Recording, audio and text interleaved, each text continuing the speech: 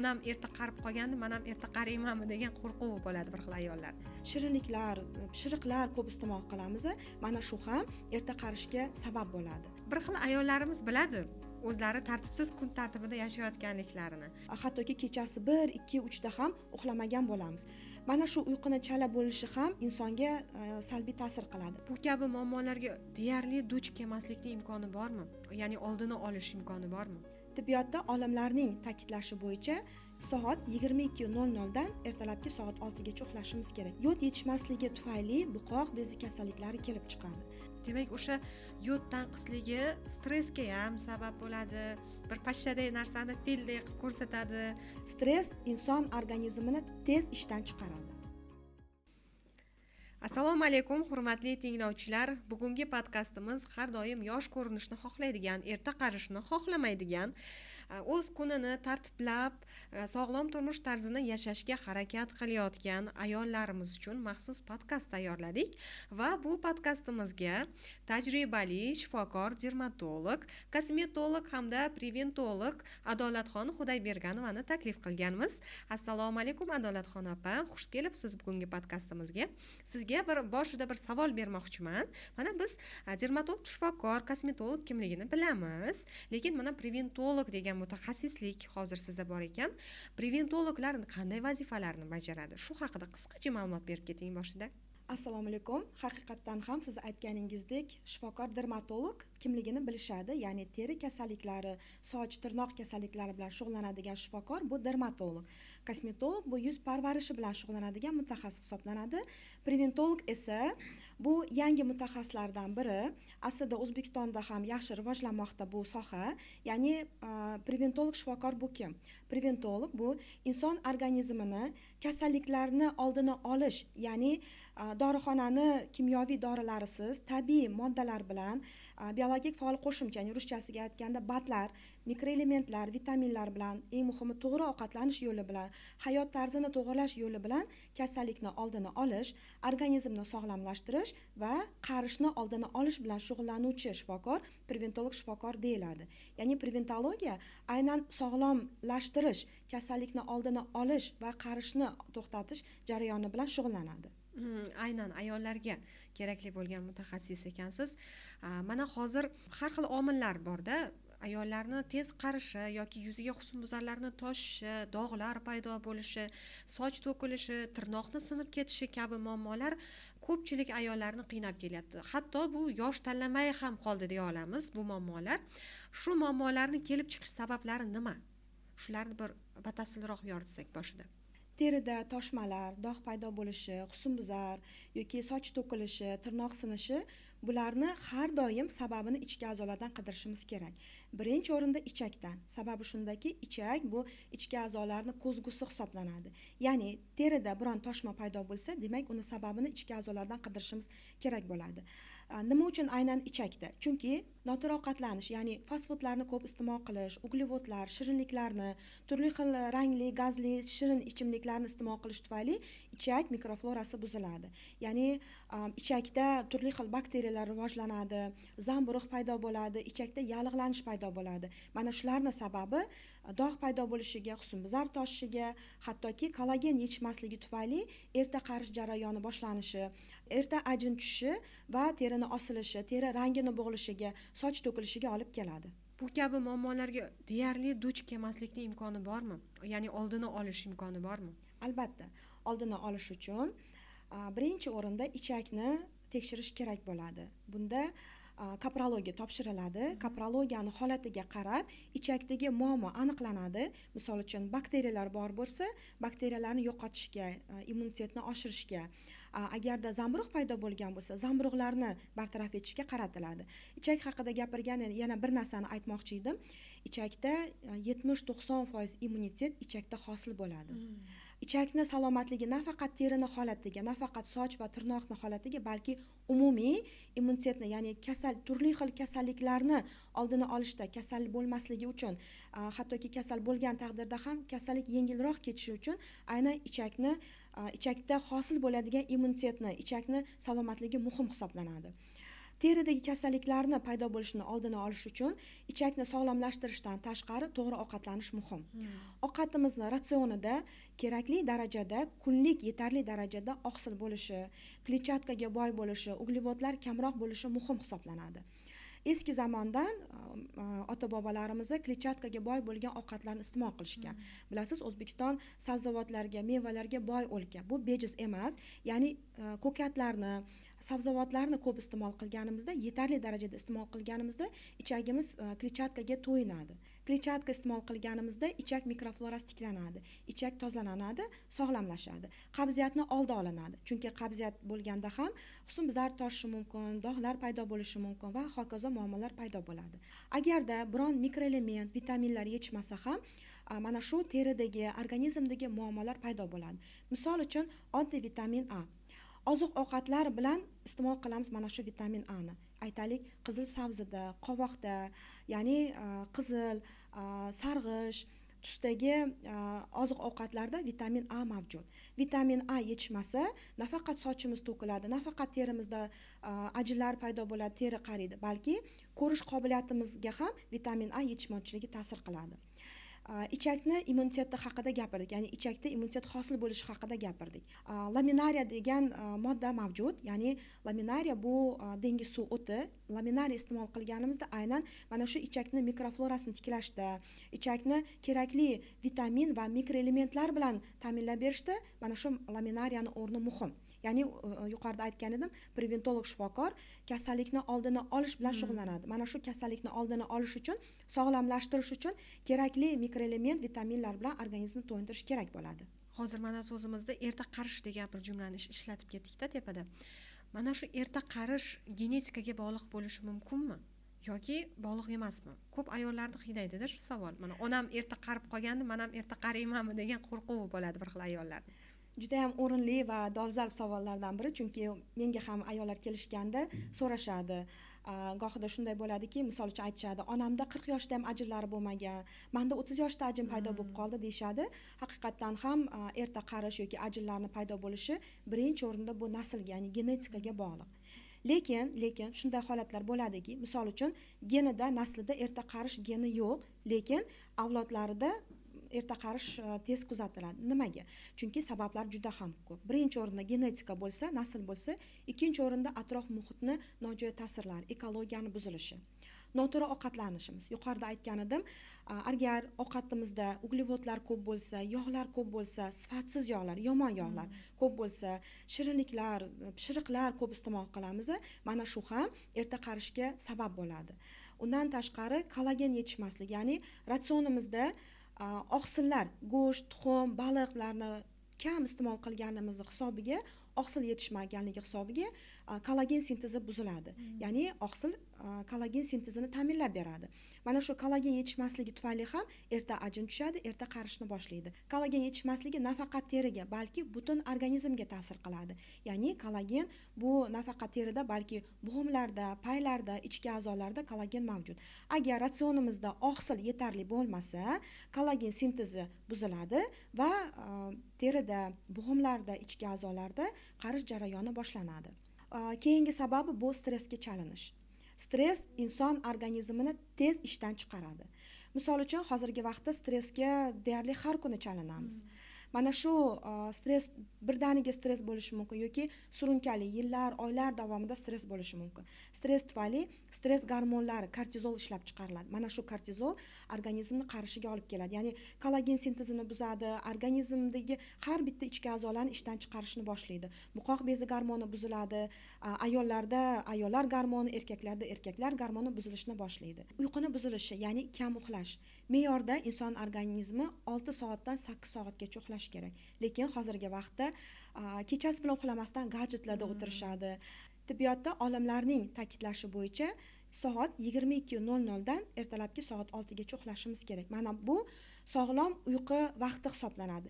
Lekin oxirgi vaqtlarda gadjetlarda o'tiramiz, ijtimoiy tarmoqlarda o'tiramiz va 22:00 da emas, hattoki kechasi 1, 2, 3 da ham uxlamagan bo'lamiz. Mana shu uyquni chala bo'lishi ham insonga salbiy ta'sir qiladi. Nimaga?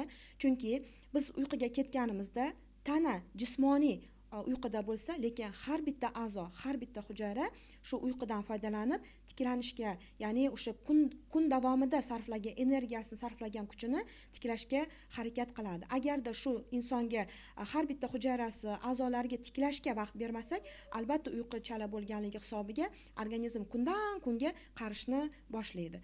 Kortizol haqida yana bir narsa aytmoqchi edim.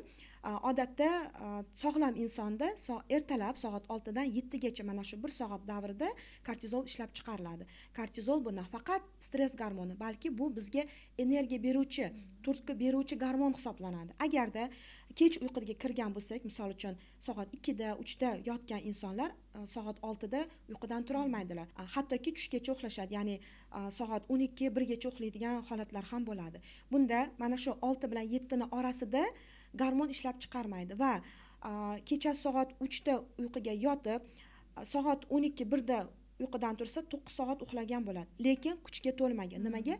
Gormon bizga turtki beruvchi, bizga energiya beruvchi gormon ishlab chiqarilmagan bo'ladi. Shuni ham inobatga olishimiz kerak. Keyingi mana birinchi hozir nasl haqida gapirdik, gen haqida, ob-havo, ya'ni atrof muhit nojo'ya ta'siri, noto'g'ri ovqatlanish, stress, noto'g'ri uxlash haqida va keyingi omil bu kam harakatchanlik. Hozirgi vaqtda bilasiz, ko'proq ofislarda o'tiramiz, ko'proq o'tirib ishlaymiz. 10 ming qadam yurish kerak. Agarda kam harakat bo'lsak, kun davomida yurmasak, qon aylanish buzilishi, moddalar almashinuvi buzilishiga, vazn ortishiga olib keladi. Bu ham insulin oshishiga, yog'lar almashinuvi buzilishiga, ya'ni moddalar almashinuvi buzilishi inson organizmini qarishiga olib keladi. Sog'lom turmush tarzini kiritish kerak bo'ladi. Har kuni kamida 10 ming qadam yurishimiz kerak. Eskidan ota-bobolarimiz, momolarimiz bekordan ko'p harakatchan bo'lishmagan. Hozirgi davrda o'sha kam harakatchanlik tufayli turli xil kasalliklar kelib chiqmoqda. Mana shu ham qarishni sabablaridan biri hisoblanadi. Hozir mana aytib o'tgan yaxlit maslahatlaringizni umumlashtirsak, insonlar bir kunini to'g'ri tartibga sola olmayotganligidan kelib chiqyapti-da. Albatta. Bir xil ayollarimiz biladi o'zlari tartibsiz kun tartibida yashayotganliklarini. Lekin mana shu tartibga solish uchun ham quvvat yetishmaydi. Nimagadir holsizman, nimagadir quvvatsizman, nimagadir hafsalasizman deydi. Nima uchun shunaqa holatlar kuzatiladi ayollarda, umuman insonlarda? Sababi nima? Hozirgi vaqtda bu ham dolzarb muammolardan biri hisoblanadi. Sababi shundaki, bilasiz, O'zbekiston hududida har bir yashovchi insonda yod yetishmasligi kuzatiladi. Yod yetishmasligi tufayli buqoq bezi kasalliklari kelib chiqadi. Buqoq bezi bu har bitta a'zoni dirijori hisoblanadi. Misol uchun mana orkestrni dirijor boshqaradi. Xuddi shunday bizni organizmimizni mana shu dirijor kabi buqoq bezi boshqaradi. Buqoq beziga yod yetishmasligi tufayli buqoq bezi ishdan chiqsa, dirijor ham ishdan chiqadi va har bitta ichki a'zo, ayniqsa gormon ishlab chiqaradigan a'zolar ishdan chiqishni boshlaydi.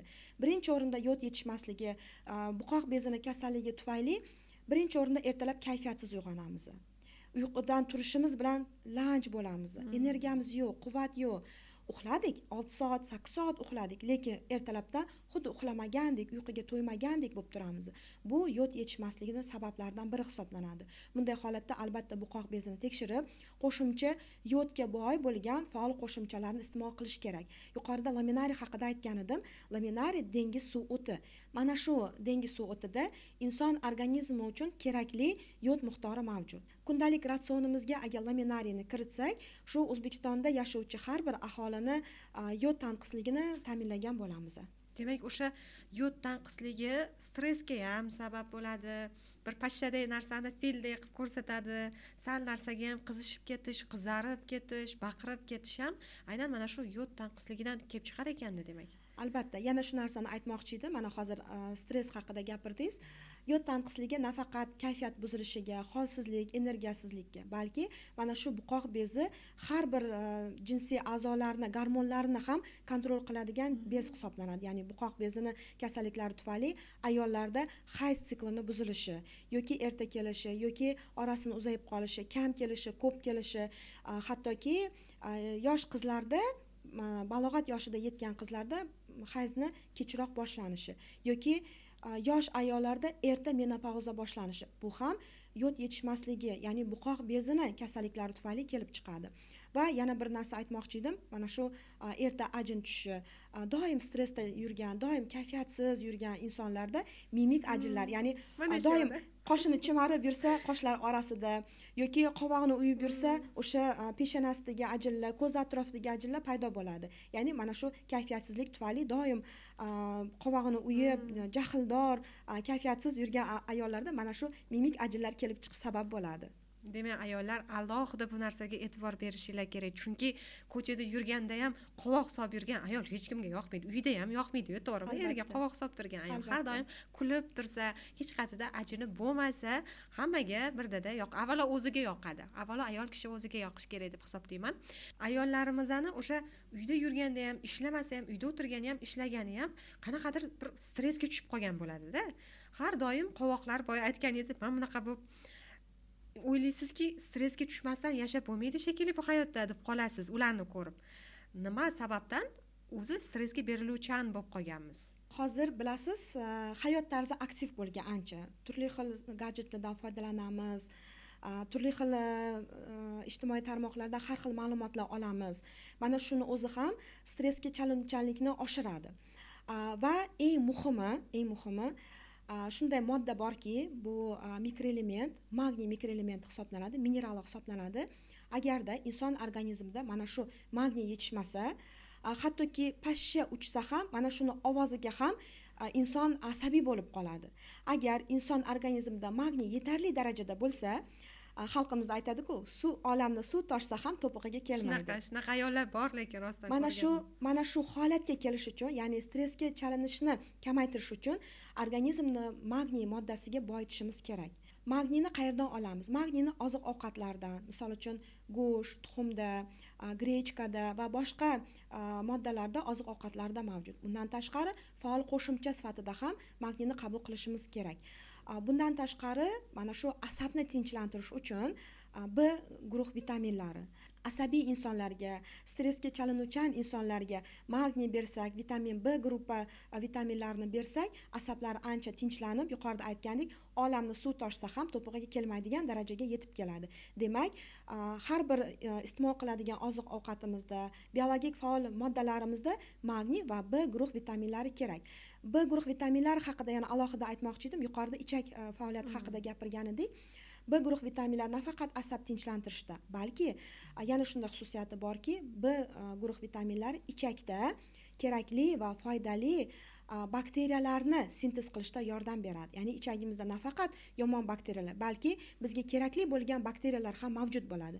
Mana shu bakteriyalarning o'zi ham B guruh vitamin sintez qiladi va hattoki o'sha qabul qilgan oziq-ovqatlar bilan badlar, ya'ni biologik faol moddalar bilan birga qabul qilgan vitamin B guruhi ham immunitetni oshirishga, ichakni sog'lomlashtirishga yordam beradi. Bundan tashqari stress haqida gapirdik. Stressga chalinishni kamaytirish uchun yod qo'shimcha ichishimiz kerak, qabul qilishimiz kerak, magniy, vitamin B qabul qilishimiz kerak va selen moddasi. Selen moddasi yetishmasa ham buqoq bezi kasalliklari kelib chiqadi. Mana shu selen moddasini to'yintirish uchun oziq-ovqatlarda selen kamroq, uni ko'proq badlar bilan, ya'ni biologik aktiv moddalar bilan, biologik aktiv faol qo'shimchalar bilan birga qabul qilamiz. Sink haqida gapirib o'tmoqchi edim. Soch to'kilishida, tirnoq mustahkam bo'lishida, teri sog'lom bo'lishida, ajinlar kamroq bo'lishida va hattoki kosmetologiyada bototoksin muolajasini bajaramiz. Mimikani kamaytirish uchun, ya'ni mimik ajinlarni kamaytirish, to'xtatish uchun bototoksin muolajasini bajaramiz. Agar inson organizmida sink moddasi yetishmasa, mana shu muolaja samarasiz bo'ladi. Shuning uchun sink moddasini qabul qilishni tavsiya qilamiz. Undan tashqari, Covid davrida bildingiz, sink moddasini hammaga ichishni qabul qilishni tavsiya qilishdi. Butun dunyoda sink qabul qilindi. Sink nafaqat teri, soch, tirnoq mustahkamligida, balki immunitetni oshirishda ham sink eng muhim moddalardan biri hisoblanadi. Yana bir narsa aytmoqchi edim, kichkinagina sir, hattoki hozir auditoriyamiz ko'proq ayollar bo'lganligi uchun hattoki erkaklarni pushtini oshirish uchun ham sink moddasini androlog shifokorlar erkaklarga, erkak mijozlarga qabul qilishni tavsiya qilishadi. Demak, bu kabi vitaminlarni faqat xastalikka uchraganda, kasal bo'lganda emas, demak, oddiy kun tartibida har kuni iste'mol qilib borish lozim va kerak. Ayni damda, ayni kunda, ayni zamonda. Albatta. Aytgandim-ku, preventolog so'raganingizda, preventolog bu kim deganingizda aytgan edim. Preventolog bu kasallikni oldini olish, inson organizmini sog'lomlashtirish, ya'ni kimyoviy dorilarsiz sog'lomlashtirish, erta qarishni oldini olish bilan shug'ullanadigan shifokor preventolog degan edim. Biron inson muammo bilan qabulimizga kelganda savol javob qilib, kerakli analizlarni, tahlillarni buyuramiz. Mana shu tahlillariga qarab, nima yetishmayotganini, qaysi vitamin yoki qaysi mikroelement yetishmayotganini yoki ichagida qanday muammo yoki qonida qanday muammo borligini bilib yoki qaysi ichki a'zosida muammo borligini bilib, har bir muammoga yechim beradigan mikroelement yoki vitamin yoki minerallarni tavsiya qilamiz, kimyoviy dorilarsiz. Shuning uchun mana hozir qarish, ajinga qarshi, erta qarishni oldini olish muammosi yechimi haqida gaplashadigan bo'lsak, kollagen. Oqsil yordamida kollagen to'yintiramiz. Asabni tinchlantirish uchun yod beramiz, selen beramiz, magniy beramiz, sink beramiz. Immunitetni oshirish uchun sink beramiz. Magniy haqida yana qo'shimcha aytmoqchi edim. Yuzdagi dog'lar haqida savol bergan edingiz. Dog' paydo bo'lishida ichki a'zolar sog'lom bo'lsa ham, hamma ichki a'zolar sog'lom bo'lsa ham, lekin organizmga magniy yetishmasa, bu ham pigment dog'lar, ya'ni jigarrang pigment dog'lar paydo bo'lishiga olib keladi. Ayniqsa bu narsa homiladorlarda kuzatiladi. Homilador vaqtida pigment dog'lar paydo bo'ladi. Nimaga? Chunki homiladorlikda ayol organizmi ikkita inson uchun, ya'ni homilador ayol nafaqat o'zini tanasi uchun, balki qornidagi jajji inson uchun ham xizmat qiladi. Bunda hamma mikroelement, vitaminlar, minerallar yetishmovchilik kuzatiladi. Homilador ayollarga dog' paydo bo'lmasligi uchun, bolasi sog'lom, tinch, ya'ni asabiy bo'lmagan farzand tug'ilishi uchun magniy moddasini qabul qilishni tavsiya qilamiz. Ekologiya buzilishi, noto'g'ri ovqatlanish, sun'iy, gormonal ovqatlarni ko'p iste'mol qilishimiz, sifatsiz ovqatlanishimiz tufayli inson organizmida oksidlanish jarayoni buziladi. Oksidlanish jarayoni buzilishi nafaqat qarishga, oksidlanish jarayoni buzilishi nafaqat qarishga, balki hattoki rak hujayralari, ya'ni saraton kasalligining rivojlanishiga ham olib kelishi mumkin. Bilasiz, so'nggi yillari saraton kasalligi yoshargan, ya'ni yoshlarda ham ko'p uchramoqda. Buni asosiy sabablardan biri mana shu inson organizmida oksidlanish jarayoni buzilishi. Oksidlanish jarayonini me'yorga keltirish uchun, ya'ni antioksidant xususiyatga ega bo'lish uchun kerakli antioksidant xususiyatga ega bo'lgan vitaminlarni qabul qilishni tavsiya qilamiz. Misol uchun, vitamin C oksidlanishga qarshi xususiyatga ega. Oziq-ovqatlarimizda yetarli darajada kunlik ratsionimizda mana shu vitamin C bo'lishi shart. Bundan tashqari vitamin E vitamini ham eng kuchli antioksidantlarga kiradi, ya'ni yosharish vitamini ham deyiladi. Vitamin E qanday mahsulotlarda bor? Misol uchun, kungaboqarda, semichka chaqamiz yoki yong'oq yeymiz. Mana shu moddalarda, mahsulotlarda vitamin E mavjud. Kundalik ratsionimizga mana shulardan ham kiritishimiz kerak. Shunda organizmda o'sha noqulay ob-havo sharoiti, ekologiya buzilishi, noto'g'ri ovqatlanishimiz tufayli organizmda buzilgan oksidlanish jarayonini shular bilan qabul qilgan biologik faol moddalar tarkibidagi vitamin C, vitamin A, vitamin E yordamida mana shu me'yorga keltiramiz mana shu jarayonni. Adolat opa, mazmunli suhbat uchun, foydali maslahatlar uchun rahmat. O'ylaymizki, bu podkastimiz o'zini go'zalligiga, yoshligiga e'tibor beradigan, sog'lom bo'laman deydigan, farzandlarimni ham sog'lom voyaga yetkazaman degan, oilamda quvnab, gullab, yashnab, chiroyli bir ko'rinishda yuraman degan yoki ishda charchamasdan, energiya bilan, motivatsiya bilan ishlayman deydigan har bitta inson uchun bu nafli bir podkast bo'ldi deb o'ylayman. Chunki hozirgi kunda sog'lom turmush tarzini qo'yish bu global muammolardan biriga aylanib ulgurdi allaqachon. Chunki mana Amerika Qo'shma Shtatlarida yoshlarga qarasak, allaqachon ular ortiqcha vaznga qarshi, nosog'lom turmush tarziga qarshi kurashish siyosat darajasigacha chiqib bo'ldi. Bizni davrimizda, ya'ni bizni mintaqamizda ham quyidagi aytib o'tganingizdek, yod yetishmovchiligi yoki tartibsiz hayot tarzini yashashimiz yoki vitaminlarni iste'moliga befarq qarashligimiz ayrim jiddiy kasalliklarga olib kelyapti. Afsuski, azizlar, o'z salomatligingizga befarq bo'lmang. Adolat opa, agar tomoshabinlarga bir istaklar va tilaklaringiz bo'lsa, alohida aytib o'tishingiz mumkin. Tinglovchilarga shuni tavsiya qilamanki, asabingizni asrab, to'g'ri hayot tarziga rioya qilib, salomatligingizga e'tibor berib, kundalik iste'mol qiladigan oziq-ovqatingizga, taomingizga ham e'tiborli bo'lishingizni va o'z sog'lig'ingiz o'zingizning qo'lingizda ekanligini eslatib o'tmoqchiman.